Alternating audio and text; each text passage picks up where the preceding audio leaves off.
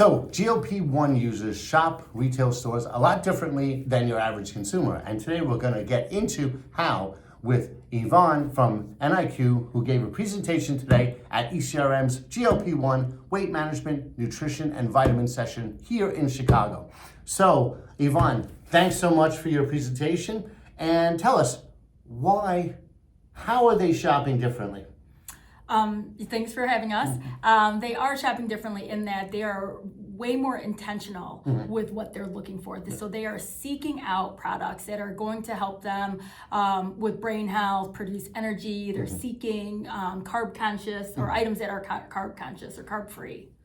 So is this because they have very specific needs that they have to address? Exactly. They are looking for items with specific health need states, and they're definitely paying way more attention to packaging and information and the labels on products to make sure that they're getting products that are going to help them and support them while they're on a GLP-1 or coming off of a GLP-1. Okay, and I think, from talking to Dr. Alexandra Soa, the author of the Ozempic Revolution, she mentioned that all along the journey of the use, right? When they start and then as they titrate up, they're going to have different needs along that path.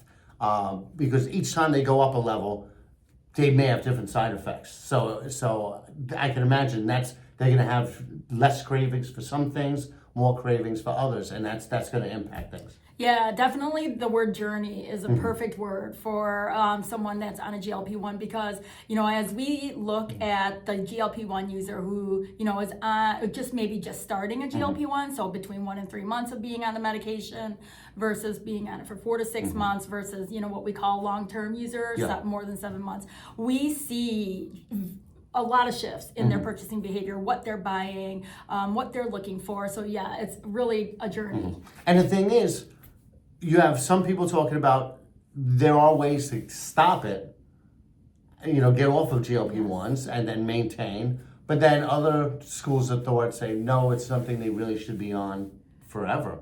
So, and each case is going to result in a different shopper. Yep. Yeah, we heard that today. Yeah, the different perspectives for sure. Now, this was very noticeable in soft drinks. When you talked about that, I thought that was an interesting point. Can you talk a little bit about that? Yeah, so, what we are seeing is that a GLP-1 user who starts taking GLP-1 and was drinking diet actually drops off. There's a huge drop off in them consuming or purchasing diet. On the flip side, Coke Zero is seeing a significant increase in sales. So they are looking at, diet or zero and choosing to go with zero because of what the content of the item. So really what this means for brands and manufacturers, it's not necessarily about a category is going up or a category is going down. It's really digging deeper, looking at, ingredients and the content or the makeup of the food or the beverage. So you really, as a brand or a retailer, you really got to stay on top of all this because, I'm a Diet Coke guy. I'm a Diet Coke fan, but I can't see myself going to Coke Zero. So things are changing inside these users that's really impacting that. So it pays for the retailers and brands to pay close attention to these users. Yep. So, and they can keep learning about that from your data. That's right. All right, well, thank you for joining us and thank you for presenting. Thanks, Joe. Okay.